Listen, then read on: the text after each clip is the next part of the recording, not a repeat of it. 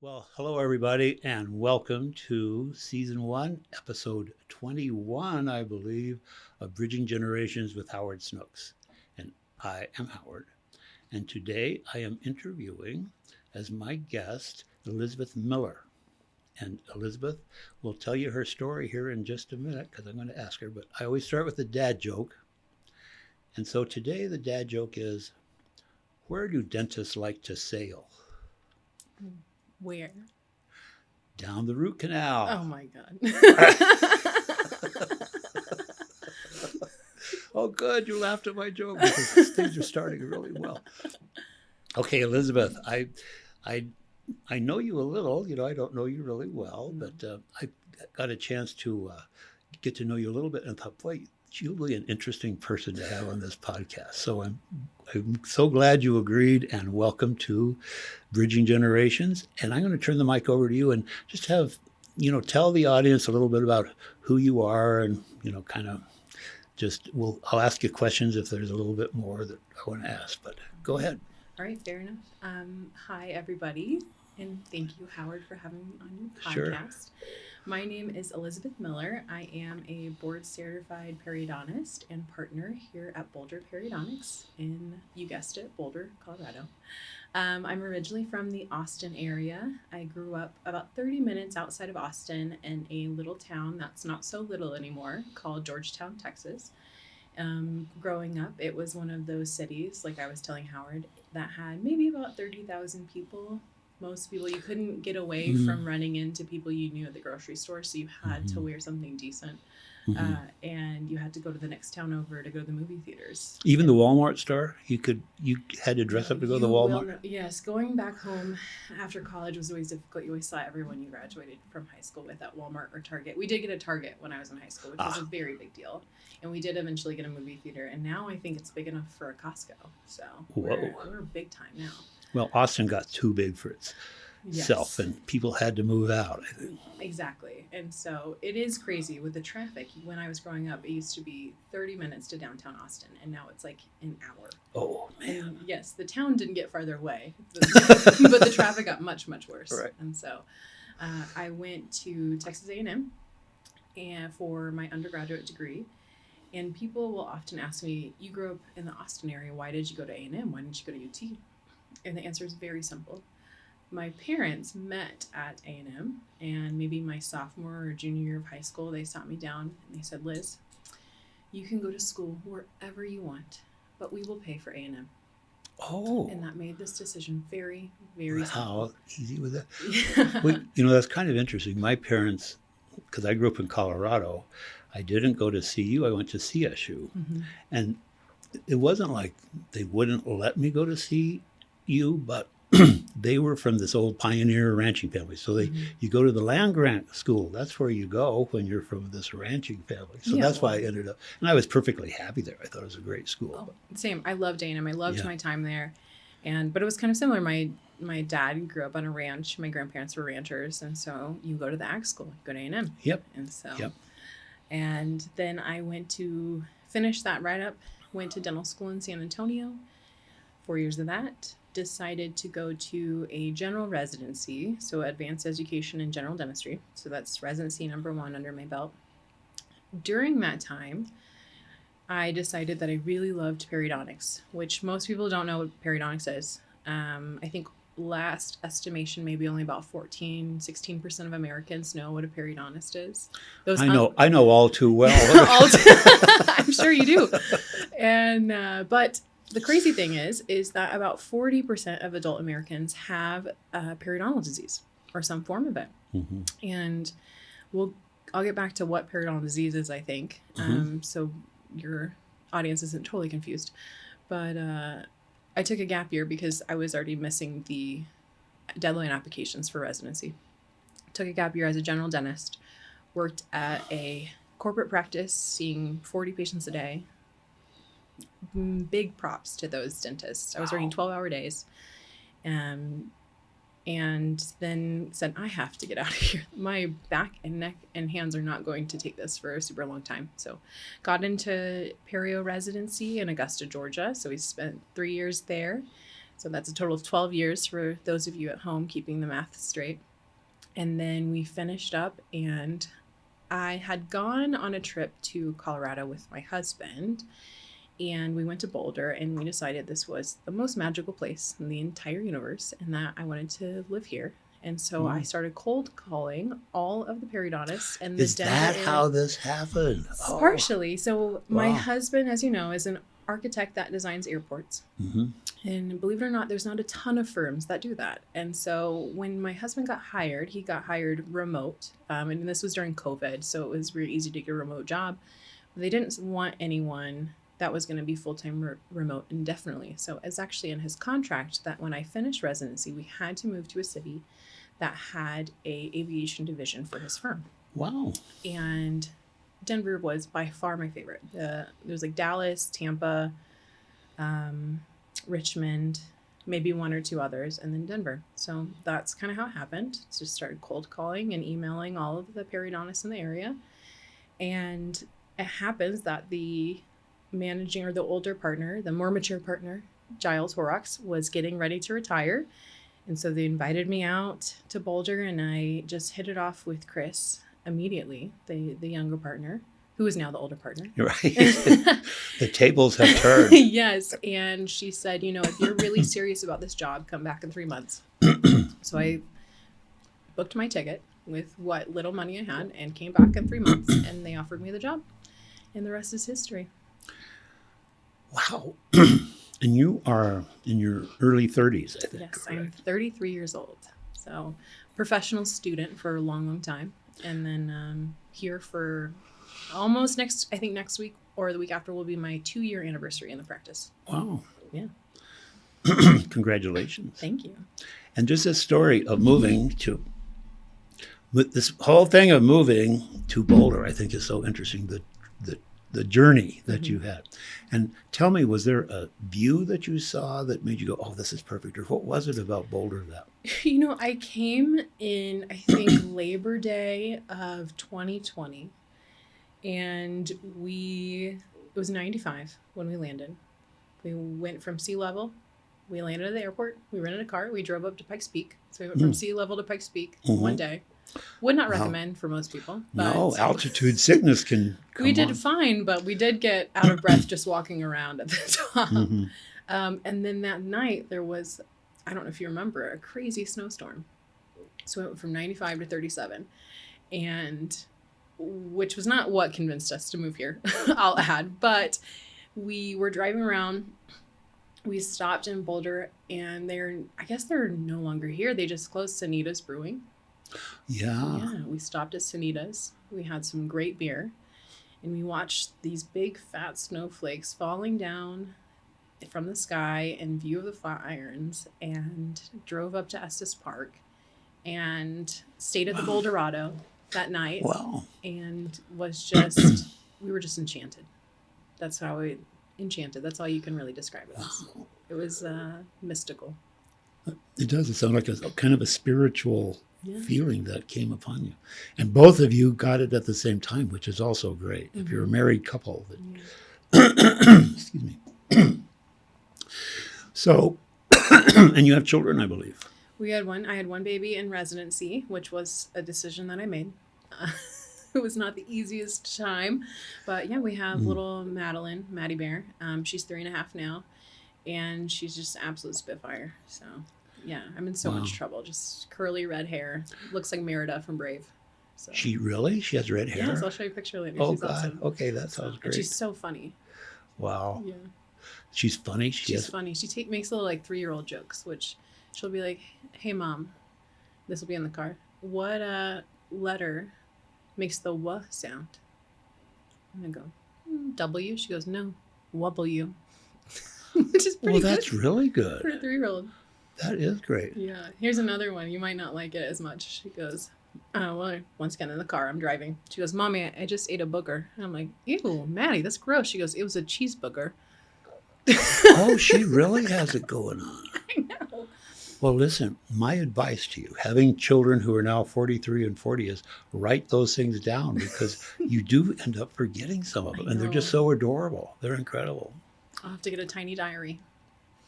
Oh yeah, you're tiny. I got a gift for inviting her on. It's called a tiny diary. So it's this little tiny. Well, I guess I can show you here. But look at this cute little book that she gave me. A tiny diary for tiny thoughts. So I don't know. I guess if I come up with profound thoughts, I have to change No, my. it requires a much bigger journal. So. All right. Okay. Well, one of the themes of this, or the major theme of my podcast is how did you get where you are based on were there people from other generations who either helped you or hindered you along the way? And so I definitely want to see. And we talked a little bit earlier about, I was kind of thinking that probably periodontics was mostly a male dominated profession, but I wasn't sure because, like in medical school now, there are more women. In law school, there are more women than men. And so I didn't really know about dental school. And I was a social worker. I actually went to a women's college to get my MSW and PhD. So it's a women dominated profession, but I've never felt intimidated by that. I never felt like it hindered me. I thought it was really, I went for the best education possible is what I did. And so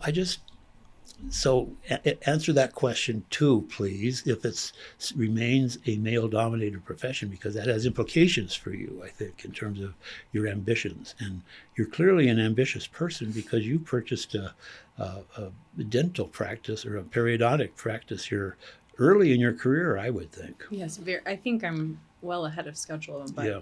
it happened because Dr. Cole and I just hit it off. Yeah, when you know, kind of. Okay, so there's a mentor. Yeah, right there. Yeah. Business partners I'm finding are a lot like a marriage. So same kind of deal. When you know. So. Wow. But yeah, I've had a lot of really great mentors during my time. One of the major ones during dental school was actually an OB/GYN and his wife, who was a charge nurse, and they ran this married couples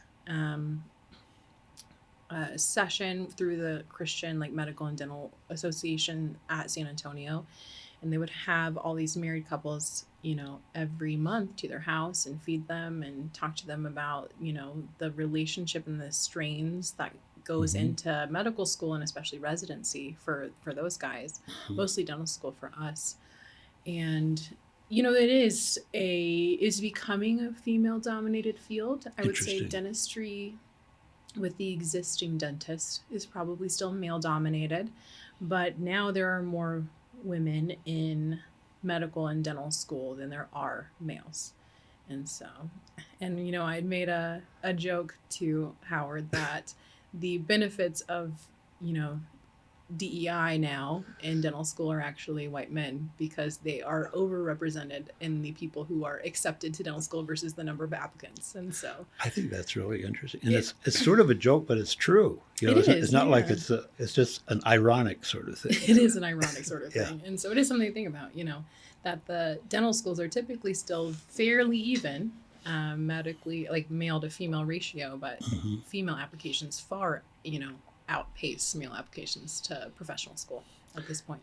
You told me how you ended up going to Texas A&M, but how did you pick the dental school that you went to? I was lucky to get into a couple different dental schools, and I felt like that school in particular, and all of the schools in Texas are wonderful, but that school in particular, I felt that would make me the best dentist of the ones that I got into. And so that's a sort of soft impression. I mean, it's not that it doesn't have merit. I'm just saying it's not specific. Yes. And, I think most people in Texas probably only apply to in-state schools. We have 4 dental schools. There was 3 when I went, which makes me feel like I am. Even though I'm 33, I feel like I'm aging. Things are changing. It doesn't get any less like that. There's a dental school in El Paso now, which is fabulous. Oh, yeah. Because that's 700 miles away from San Antonio. So that's several states away for us. It's kind of like El Paso, New Mexico. Yes. El Paso is much closer to New Mexico for most of New Mexico than it is to most of Texas.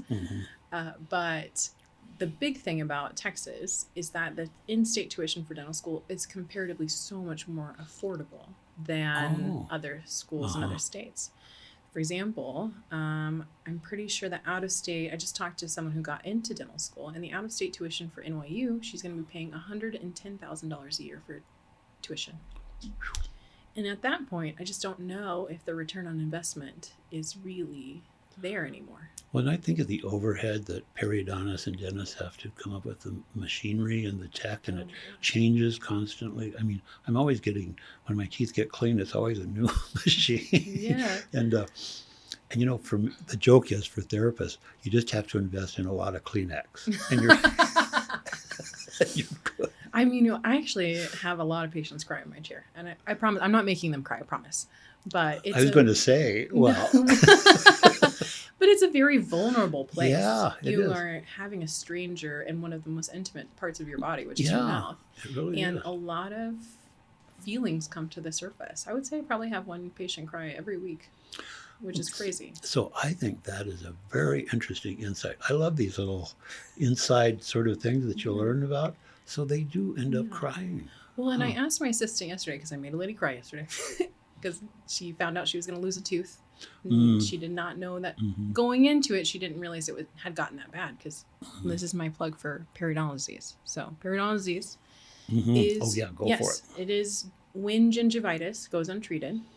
So gingivitis we're typically comfortable with. It's when you brush and you floss and your gums bleed, or they're a little bit tender, and you know, to those cleaning mechanisms, right?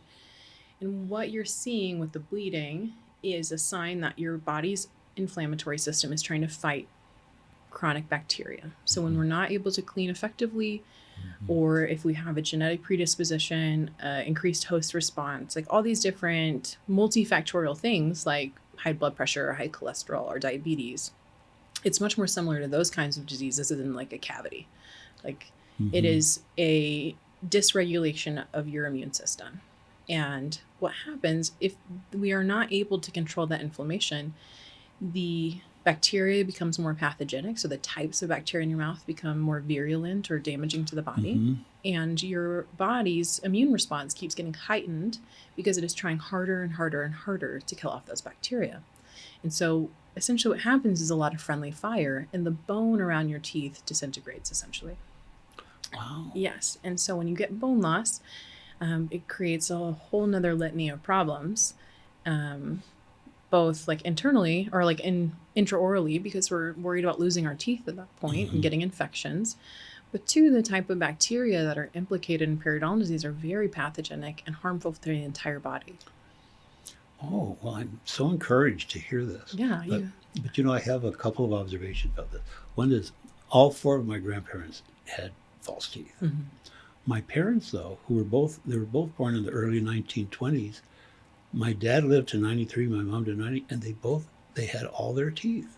I think my mom had one bridge, I think it's called. She had a bridge. But other than that, they had all their teeth. And I actually had a bicycle accident and cracked my front teeth. And so I had to get implants in but it changed my bite and improved my bite because I had sort of an underbite before, or kind of, I don't know what, I had a funny mouth, a complex mouth, my periodontist. But anyway, that was, so there's that. But the other thing I wanted to bring up was, I remember reading kind of frequently, I haven't lately, but an unidentified body is found. Upon examination, they'd had a lot of dental work done, so they were probably in, you know, upper middle class or upper class, because dentistry, it's a challenge sometimes for people to be able to receive proper dental care, I think. You know, it is a complicated field right now, especially. And I think there's still this sentiment of like, oh, well, you're getting this crown, I'm paying for your boat. And like, well, Everybody makes, I've made that joke. You have made that joke. Right. But with a, you know, the average dental student graduating with $350,000 to $400,000 in student loan debt, you're just paying for their student loan payment, where essentially it feels a little bit like indentured servitude at this point. No, I don't think dentists charge too much for their services. It's just that there's a disparity there.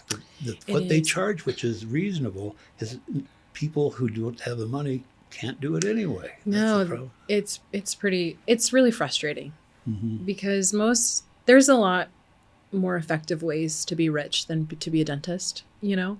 And so the majority of people becoming a dentist do actually really want to help people and are kind, empathetic human beings for the most part.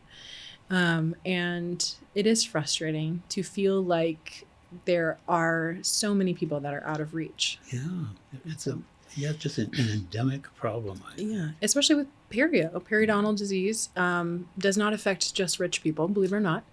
Like I said, it affects about 40% of Americans in some form or the other. Maybe about 10 to 15% of those actually need intervention by a periodontist to keep their teeth. Most of it can be handled by a general dentist and their hygiene team. Right. But Medicaid really doesn't cover periodontal procedures at all.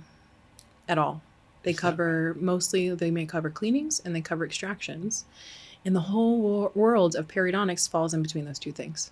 That you're too diseased for a normal cleaning, but maybe there's something we can do to save those teeth. You know, there's an interesting corollary in mental health services in that like I'll use Medicare for an example. Medicare covers individual therapy at a good rate. But if you're in family therapy or couples therapy, the cost, you don't get paid as much. And I just think that's so weird. So weird, yeah.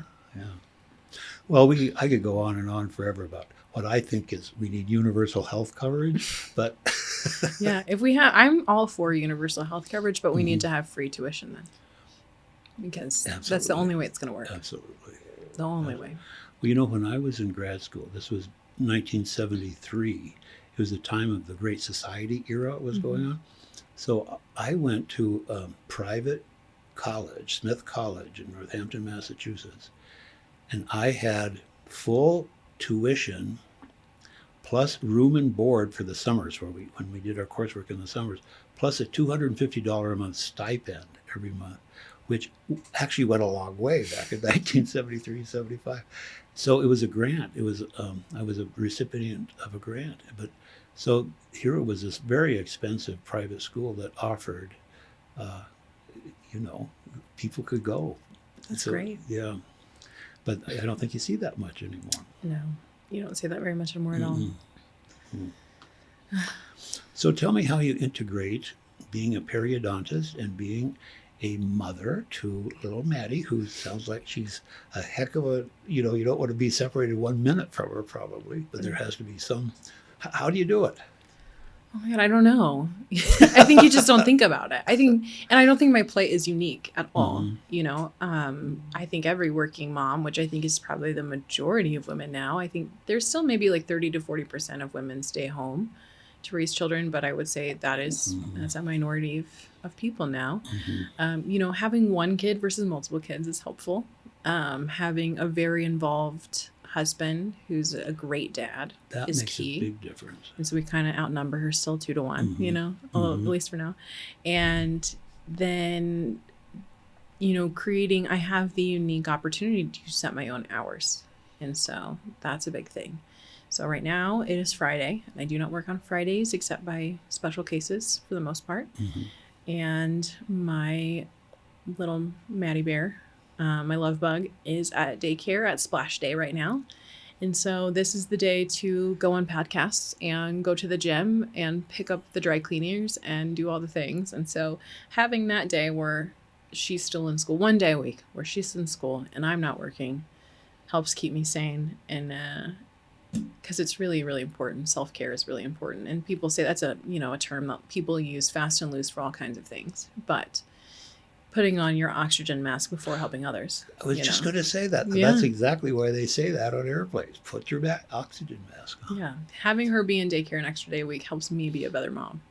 Well, my children's mother, when there's 3 years of difference between the children, and she was a teacher. And so she worked full-time on occasion, but mostly she worked half-time. And she had the summers off, which makes a big difference. And then when our daughter was 6, she and her mother and she both were at the same school. So that made a big difference. So that really worked. That really worked. So families figure out how to make it work. And you mentioned your husband being this great father. So tell me just a little bit about what he does. Oh yeah, yeah. Like I said, he is an architect that designs airports. And I was mentioning to Howard, speaking of, generations and bridging generations, he is smack dab, and we're both millennials. He's 7 years older than me though, and he graduated during the recession. And they weren't building a lot of houses or buildings during the recession, as you remember. And so finding a job was very difficult. Did he graduate in 2003? He graduated in 2000, maybe, I can't remember. I'm a bad wife now. He's 40, right? He's just turned 40 last week. Okay, so my daughter is 40, and she graduated in 2003, I think. So he maybe 2004. He's 24. He's a summer baby, so I think 2004. 2004. Okay. And so I think he finished school around 2007, 2008, somewhere in there. And did the call center thing for a while, and did the Best Buy Geek Squad thing for a while. And finally, when we were engaged, got his first architecture job, and it was as an intern. So he was making $27,000 a year as an intern with 3 degrees. But here he is now, in charge of expansion, designing airports, flying all around the country. Wonderful job. What an ideal job that is. He's one of those weirdos that loves going to the airport. Like, he loves watching the planes and getting on planes and traveling. And so this is really a dream job for him in a lot of ways. I don't mind flying now, but I remember during COVID, I sort of forgot how to fly. Like about how do you manage an airport, and DIA was going through all this reconstruction, so I didn't know my way around. I remember getting anxiety about going to the airport. I was going to say, I think I still have, it's been, 4, 5, 6 years now, and there is some lingering anxiety that I still have in large crowds. Like, just a little bit of claustrophobia that I never really had before. Mm-hmm. And I can't think of any other triggering or, event other than COVID. Well, there have been more shootings, sort of. That's true, too. Do you think that has anything to do? I find myself worrying more for when Maddie starts school, which is 2 years away. She'll start kindergarten. And I find I have a lot of anxiety about that. Yeah, my kids were in high school when Columbine happened. Oh, my God. And that was just right down the road. It is right down the road. Yeah. And so, and they still, I feel like there has been a sense of resiliency with Colorado, though. Like, we still have Columbine Elementary in here in Boulder, and we still have Columbine as our state flower. But it really has, for the rest of the country, that word Columbine has really changed definition.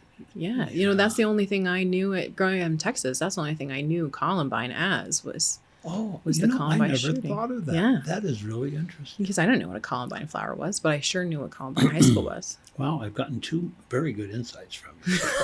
At least 2, like major insights. The first 3 are free, so. First 2 or 3? I've got 1 more to go. Yeah, okay, so the heat is on. And a joke would count. A good joke would count. Okay, fabulous. All right. Okay, deal. Okay. So I want to hear a little bit more about your mentors or people who, let's call them, I don't know what you call them, anti-mentor, people that were created challenges for you in terms of getting where you wanted to go. Either you can choose how you want to talk about this. Yeah, I've had multiple people in my life be transformative. There was one thing with the Medical and Dental Association that I was, and I'll do residency after. We had this urologist, a retired urologist, come and speak to us. And he said, you know how much life costs? Just a little bit more than what you make now. Oh. Yeah. I think that might count for the third, but it's not your act. Okay. But you took it to her. Yes. You knew what he meant. You knew what he was after this, about. you can start Venmoing me. But that has been a phrase that has been has stuck with me my entire life, because it is so true. Because I, like I said, Jesse and I got married when I was still in dental school, and I was living off of a few grand of student loans, enough to pay the bills, and Jesse was making $27,000 a year, and we lived in a tiny 500 square foot apartment, and life felt like it just cost a little, just if we could just make a little bit more money, like life would be a little bit easier. I think it would just be so much easier.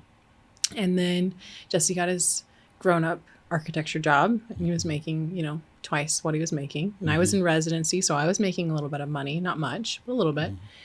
And things got a little bit comfortable, and then we got comfortable, and you're like, you know what? I can't wait till I'm a grown-up doctor, because it's just going to be so easy. I'm not going to know what to do with all of that money. Right. And then Jesse got the architecture job with the airports. He was making more money, and life still felt a little bit expensive. And then now we're dual income, our airport architect and surgeon. And life still feels like it would be nice if I just made a little bit more money. Well, a lot of people, let's say they're making 200, 250, 300,000, and they feel like they're living from paycheck to paycheck.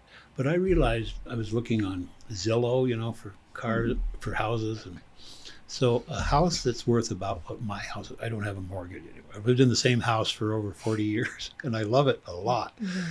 But it's, it's like a family home. It's got 5 bedrooms and 3 bathrooms, and it's in a leafy neighborhood, they call them.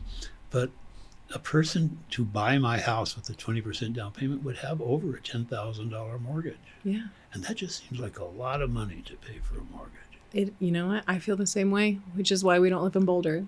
Mm-hmm. And so it is hard. Any of your doctors that you go to and you think they might be under the age of 45, they probably don't live in Boulder. Any of your doctors. Mm-hmm. There might be exceptions to the rule, or maybe they live in a townhouse or a smaller bedroom, or they might go north to Gun Barrel. Gun Barrel is a little bit more affordable. Or Longmont, Or Longmont. But that's getting up there too. I think. But most dentists live outside of Boulder. They don't live in it. And I assign most of that to the need to pay off their student loans. I may be wrong, but no, you're absolutely right. There was a New York Times article recently about the complicated financial lives of dentists. That was the name of the article, and it was talking about that student loan burden, practice loan burden. Mm-hmm. I think it would make a decent income, but I think it would floor most people to learn what I pay in loans every month. Mm-hmm. And so you're assuming it's an investment. You're investing in yourself. That's what you're considering. Your student loans are a small business loan, right? Essentially, right. You're going to be the business. And so you have to figure out if the return on investment, if your projected income is going to match up with that. Absolutely. And so, for example, if you're going to take out $1 million worth of student loans, but you're only going to make $150,000 as a general dentist, I don't know that is a wise investment. Well, they're 20, 30-year payments too. You're never out of them. Yeah, and then, same thing, did the same kind of math for the practice loan and stuff like that. And so, you make a lot of money as a dentist, but you pay a lot of money in loans as a dentist. Yep. And so that's what it kind of keeps coming back to, doesn't it? Kind of does. But anyways, so yeah. So now we got off this whole thing of mentors again. Somehow. Yeah, so now we're going to go back. So then I went to residency in Augusta, Georgia, which is really, really incredible 1 week out of the year when the master's is going on. And then right. Yes. Right. And then no offense to Augusta, but it's pretty boring otherwise. Interesting. And it's very different. I've lived in very different places. So San Antonio, is 75% Hispanic. Super cool. It is such a cool city. Best food. The best food. Don't let people from Austin, being from Austin, don't let them tell you that the best tacos are in Austin. It doesn't hold a candle to San Antonio. It's just better marketed. That's all. And then Augusta, Augusta is 70% Black.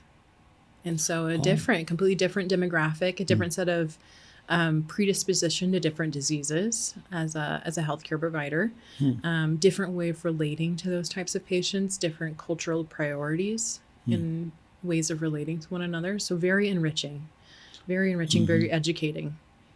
And but is going from Texas, which you would consider the South, and then going someplace like Georgia, which is actually the South. Right. Texas is its own thing. It's its own country. It's its own thing. And so it felt different. And, I had some really wonderful attendings that taught me a lot about dentistry, but also life, But there was this change in you talking about earlier, male versus female participation in male-dominated fields. Yes. I felt that more acutely. I felt and I say this as a very privileged white person, but feeling the discrimination because of my gender. I felt that a little bit more. Wow. And so that was eye-opening as well, to have me like, no, this is really real, and if it's real for me, it's real for other people as well. Not only for myself based on my gender, but the color of my skin. You know what I mean? And so it was because going to A&M, it's probably 90% white. I have no data to back that up, but it's a white school. Yeah.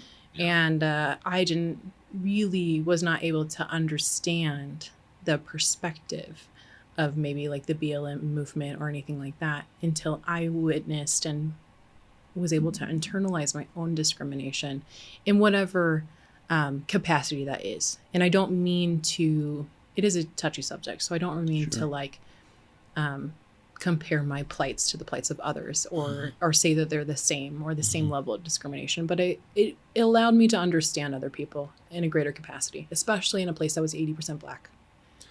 Well, and our nervous systems are designed to reflect how we feel about things.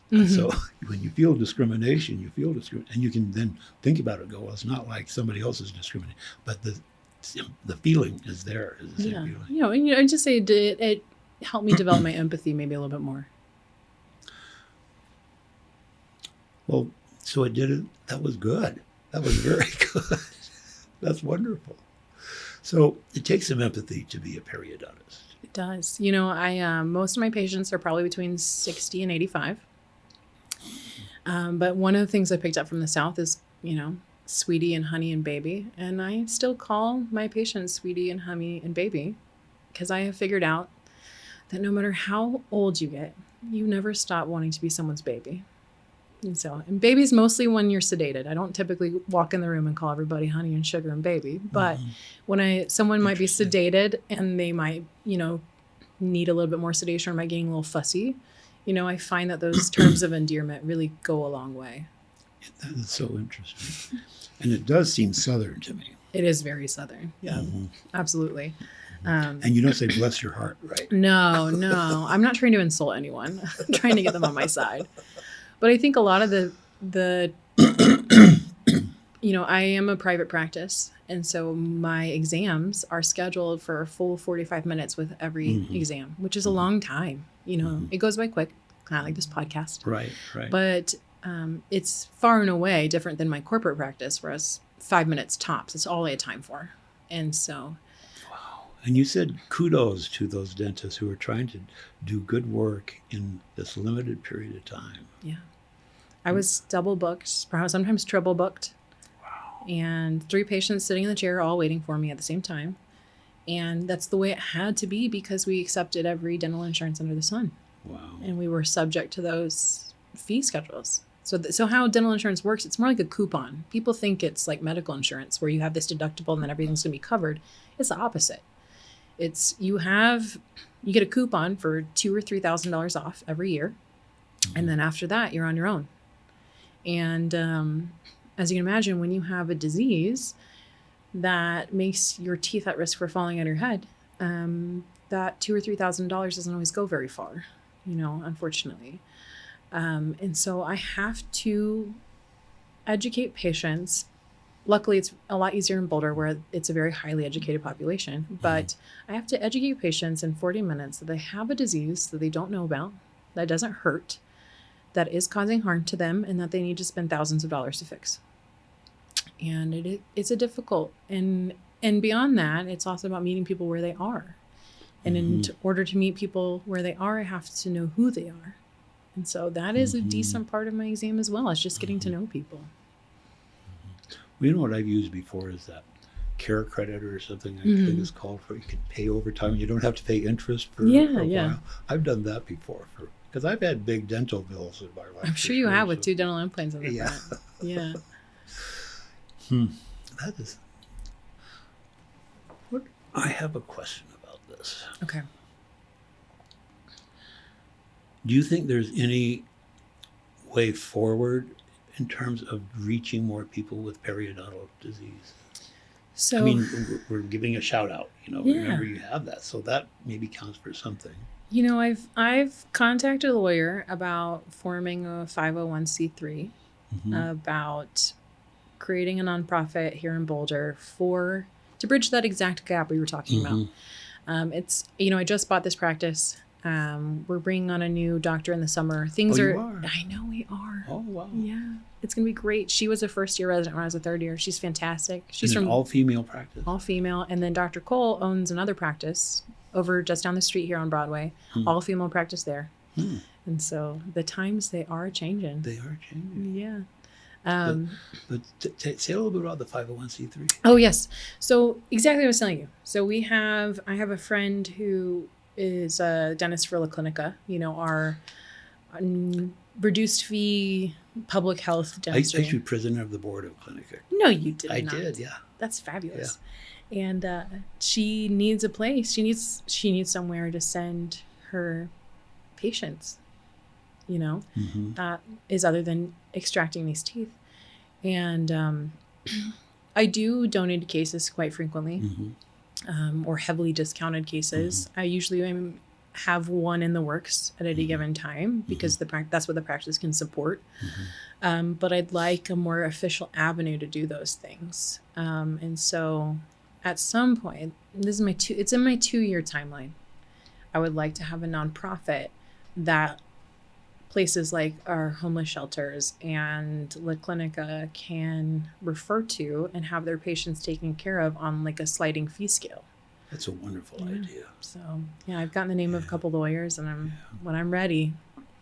Well, Clinica used to be in Lafayette, and People's Clinic was in Boulder. And I was president of the board of People's Clinic, and then they joined together, which made perfect sense. I wanted that from the time I was president, but it happened afterwards. And now there's just Clinica.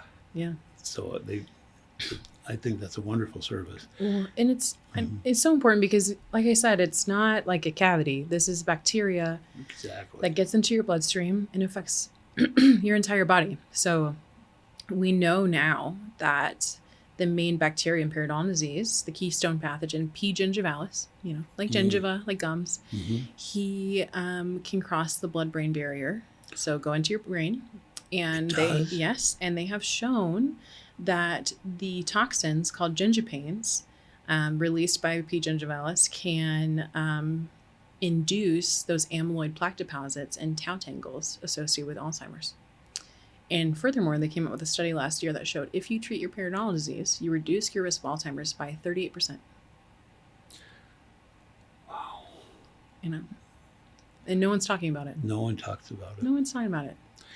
I have had to be very tooth oriented in my life, and so I sort of have known some of these things, the dangers for brain infections and stuff. Yeah. They did a study. So P. gingivalis is still found. It takes a lot of certain things to happen the right way, just like diabetes or high blood pressure, and so P. gingivalis is found in about 30% of healthy mouse individuals. But they did a study where they did biopsies of plaques and stroke victims and blood clot victims, and 100% of the time P. gingivalis was in those blood clots. 100% of the time. Yeah. And no one's talking about it. Well, at least we have this moment to talk about it. Right? Absolutely. So I'm glad that you were able to do this. Me too. So I thought it was a very informative, insightful, and a very interesting discussion that we had. So do you have any last words for the audience here? Be kind to your dentist because they're just doing their best. They're just human beings. Actually, that kind of applies to everyone. Well, it reminds me of taking my dog to the vet. It's like when they know if you're a kid going to the dentist, no. It's sort of like the dog, that's hiding.